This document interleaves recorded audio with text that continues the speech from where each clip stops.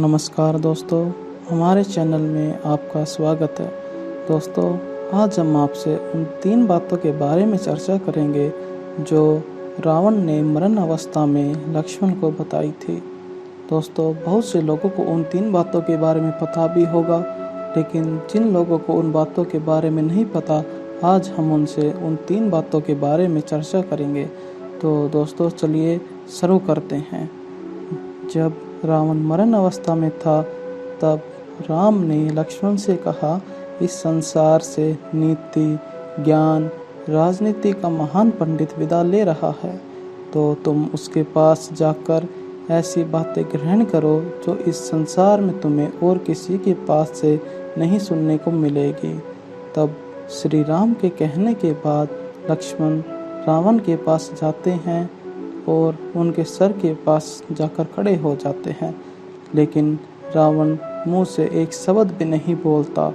ऐसा देखकर लक्ष्मण क्रोधित होकर श्री राम के पास वापस आ जाता है। तब श्री राम उनसे कहते हैं, अगर किसी इंसान को किसी के द्वारा ज्ञान लेना हो तो उनके सिर के पास नहीं एवं उनके चरणों में स्थान लेना चाहिए। तब लक्ष्मण श्री राम के दोबारा कहने के बाद रावण के चरणों के पास जाकर खड़े हो जाते हैं। तब जो 3 बातें रावण उन्हें बतलाता है, वो अब हम आपको बताते हैं। दोस्तों, अब महान पंडित रावण ने लक्ष्मण को जो 3 बातें बताई थी, वह हमारे जीवन में सफलता की कुंजी है। तो सबसे पहले उनके द्वारा बताई हुई हम पहली बात आपसे बताते हैं। पहली बात यह थी कि शुभ कार्य करना में हमें कभी भी देरी नहीं करनी चाहिए। जितना जल्दी हो सके हमें शुभ कार्य कर लेना चाहिए और अशुभ कार्य को जितना जल्दी हो उतना जल्दी हमें टाल देना चाहिए, क्योंकि रावण ने कहा कि मैं श्री राम को पहचानने में बहुत देर कर चुका था और शायद इसी देरी की वजह से मेरी यह हालत हुई है। उन्होंने कहा, अगर मैं यह शुभ कार्य जल्दी कर लेता एवं श्री राम के वास्तविक रूप को मैं तुरंत पहचान लेता तो उनके शरण में आ जाता और मेरा और मेरे कुल का विनाश होने से बच जाता। तो दोस्तों, अब हम दूसरी बात बताते हैं। दोस्तों, रावण ने लक्ष्मण से कहा कि हमें अपने किसी भी शत्रु को छोटा नहीं समझना चाहिए।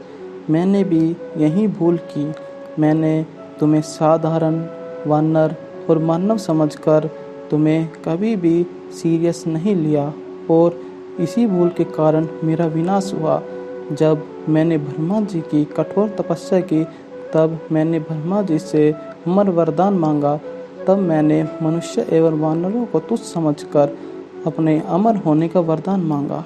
मैंने कहा, वानर और मनुष्य तो तुच्छ है, वह मेरा कुछ भी हित नहीं कर सकते। आज उसी की वजह से मेरा इतना बड़ा सर्वनाश हुआ है।